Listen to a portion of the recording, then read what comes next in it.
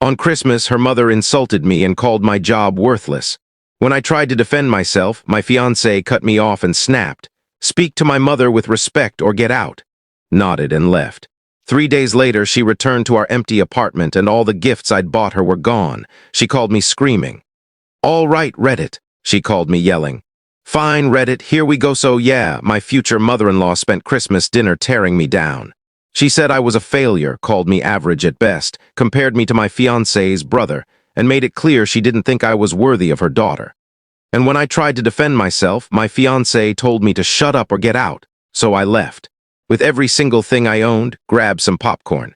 Name's Leon, 31 male.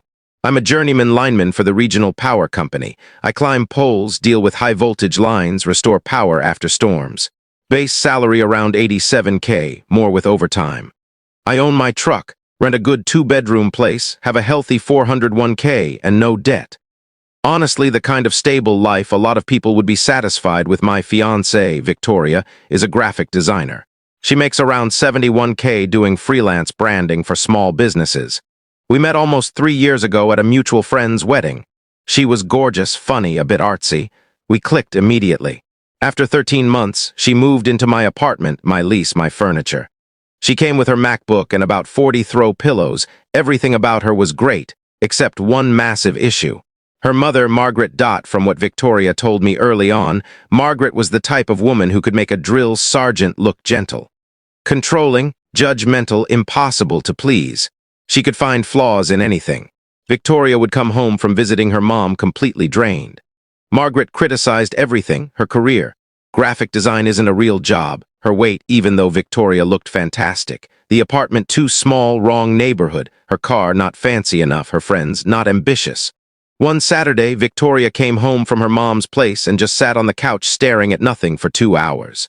Her mom had spent the whole visit lecturing her that freelancing was for people who weren't good enough for real work. Victoria barely spoke that night and went to bed early. She just wants the best for me.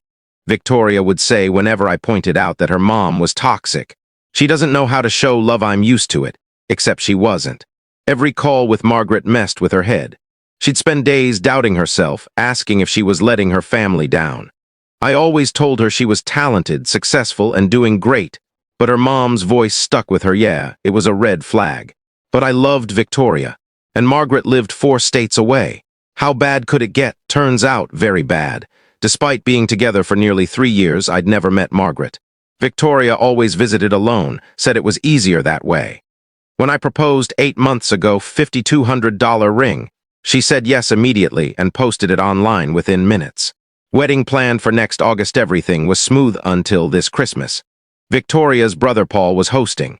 He lives about an hour north, big suburban house, married with 2 kids. He does commercial real estate and makes way more than me. That detail becomes important later. Victoria had been talking about this Christmas for weeks because I was finally going to meet her mother. Margaret was flying in from Arizona. Just be prepared, Victoria warned me. Mom will probably make some kind of critical comment. She does it to everyone. Just don't react. Smile and change the subject. Kristen does that. Kristen is Paul's wife and has been dealing with Margaret for years. Maybe I should stand up for myself if she goes after me, I said. No, Victoria said immediately. If you push back, she'll get worse. Just let it go. I'll step in if things get out of hand. Another red flag. But again, I loved her. I thought I could handle one holiday dinner. I was wrong. Christmas Day, we drove to Paul's place. Beautiful house, big yard, recently renovated. Definitely worth 650K or more.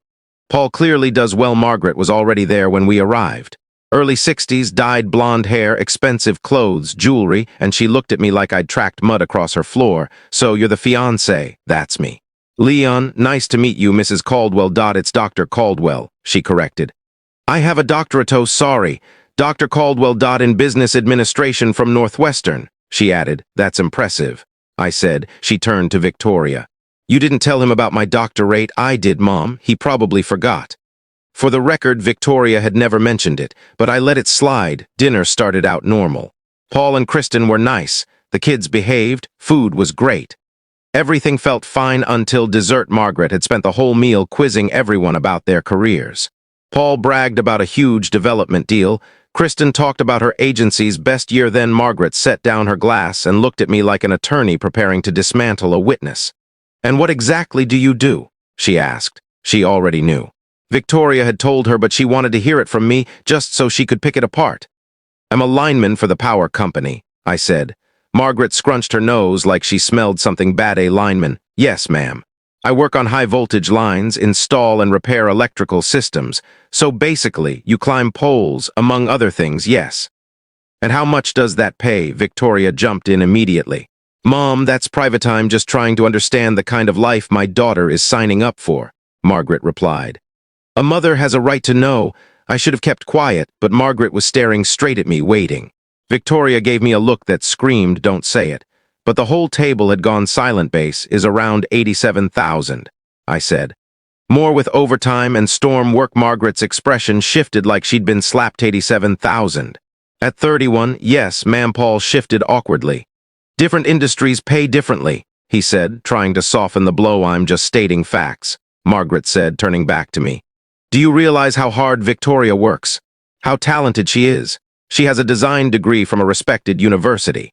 And she's going to marry someone who makes 87,000 climbing poles." My jaw clenched. "Mom," Victoria warned. "What?" I can't voice concerns. "Victoria, you're smart, beautiful, capable.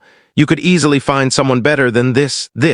Like I wasn't sitting right there. "That's unnecessary," I said, keeping my voice even though I wanted to say far more. "I'm proud of my work. It's dangerous, requires real training, and I earn a solid living. Maybe not 6 figures, but I support myself responsibly." Margaret cut over me. "Stable is what average people call themselves to feel successful. You're a utility worker pretending your job is impressive. My daughter is an artist. She creates. You fix wires. There's a clear difference in value." The whole table froze. Kristen's fork hung midair. Paul stared at his playtime. "Not average." I said. "No." "Then let's look at reality," Margaret said.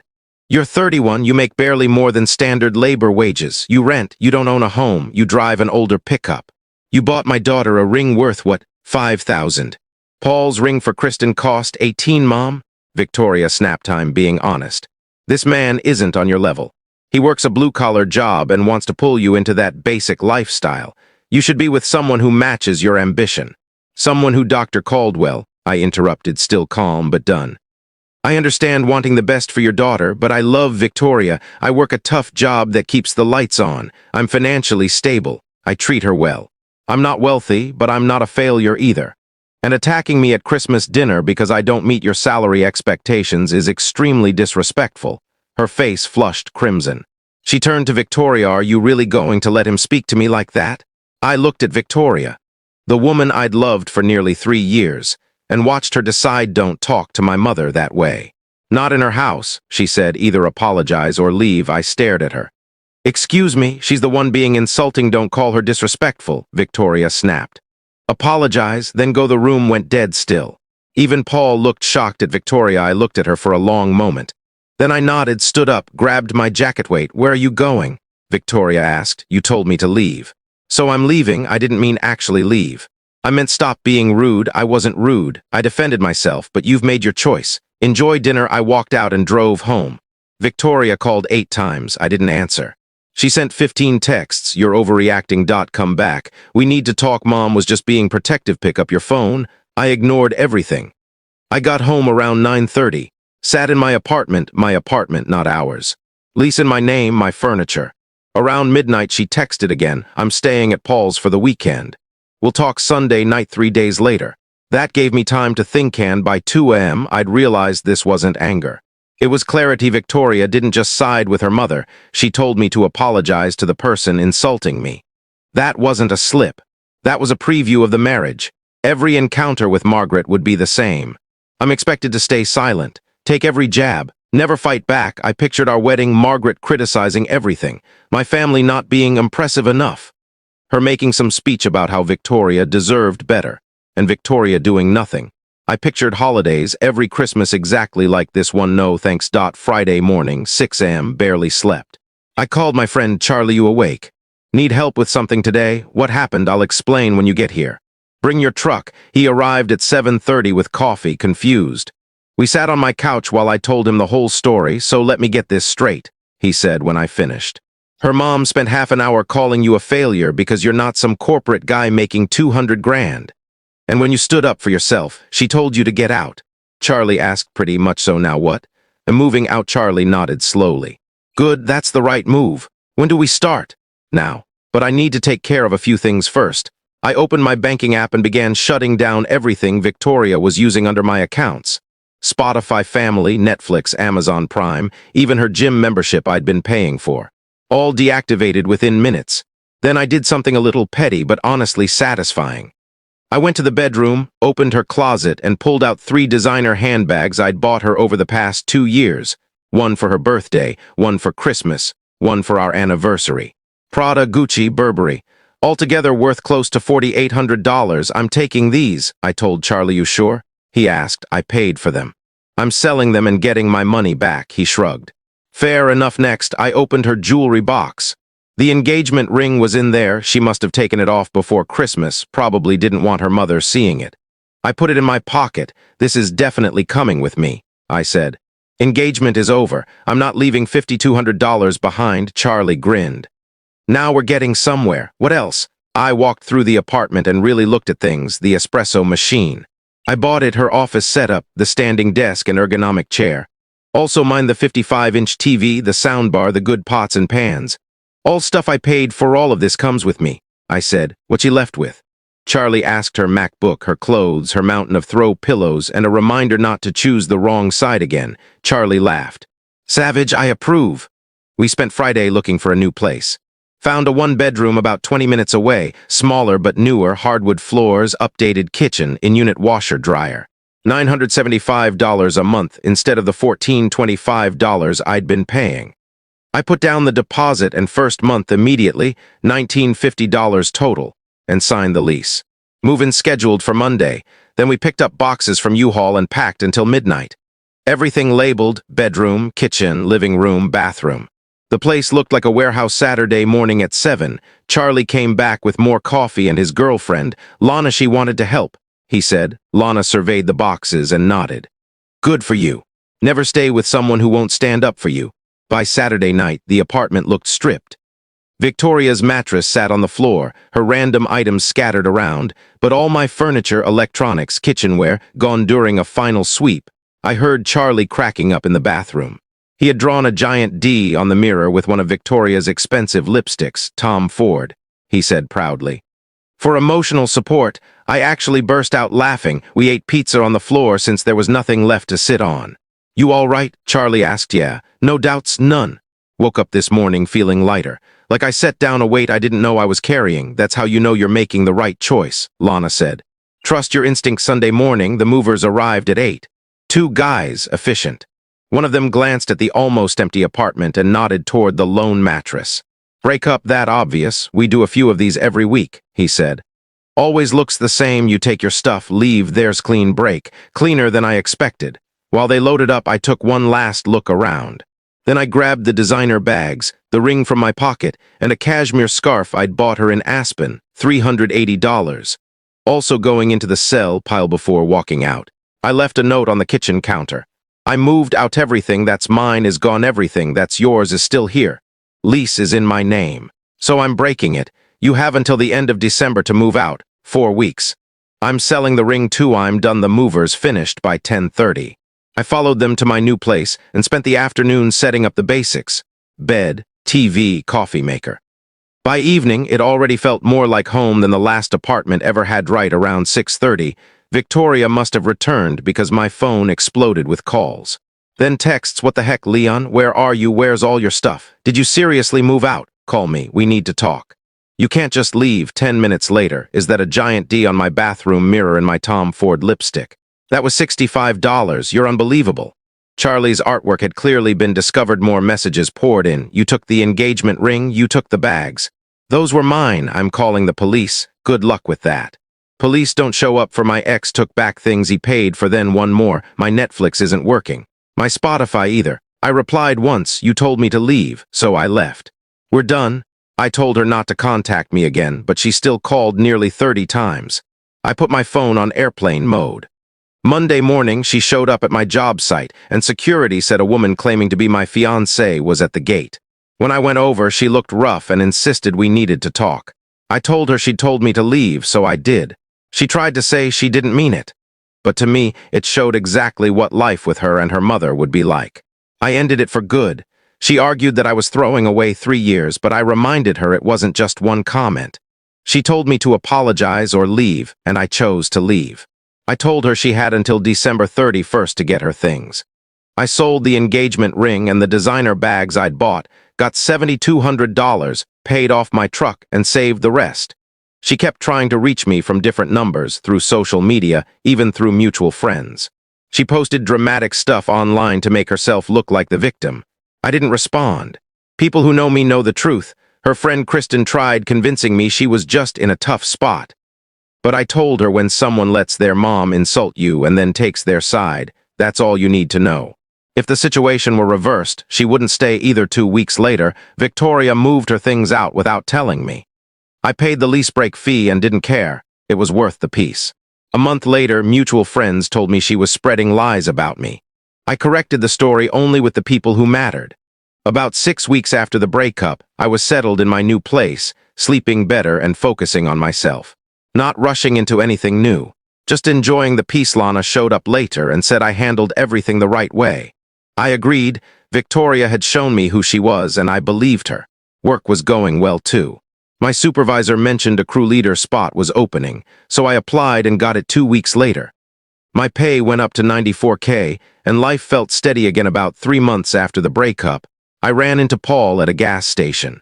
He apologized for what happened at Christmas and said Victoria was still struggling. He asked if I'd talk to her, but I told him no. It wasn't about one comment. It was about her choosing to defend someone who insulted me. He understood. By 4 months out, I was settled into my new apartment, enjoying the quiet. I'd started seeing someone new, Nena, a vet tech I met at a coffee shop. Things were natural and easy. Charlie and Lana liked her, and Charlie even said I seemed lighter than before. Victoria tried reaching out through friends, but I never responded. Work was busy but satisfying. I spent Christmas with Na's family, and the difference from the previous year was huge. No judgment, no grilling about my job, just a normal, supportive family. New Year's Eve with Na was simple and drama-free. Exactly what I'd been missing. Then, one Thursday night after a long shift, I got home and saw a car waiting near my building. It was Victoria. She asked for 5 minutes and I agreed. Outside, not inside. She said she panicked at Christmas and should have defended me instead of her mother. She admitted she'd spent her whole life trying to keep the peace with Margaret and froze when things blew up. I waited for more, but that was it. She asked what else I wanted her to say, but I reminded her she told me to leave a year ago, and I did. She said she'd cut her mom off, gone to therapy, and worked on herself. I told her that was good, but it didn't change anything. When she asked for another chance, I said no and mentioned I was with someone new. She froze, got upset, and accused me of moving on too fast. I stayed calm and told her the relationship ended when she let her mother disrespect me. She started crying, saying she still loved me and begging me to reconsider. She dropped to her knees in the parking lot, making a scene, saying she couldn't live without me and pleading for anything, one chance. I told her to stand up, but she wouldn't.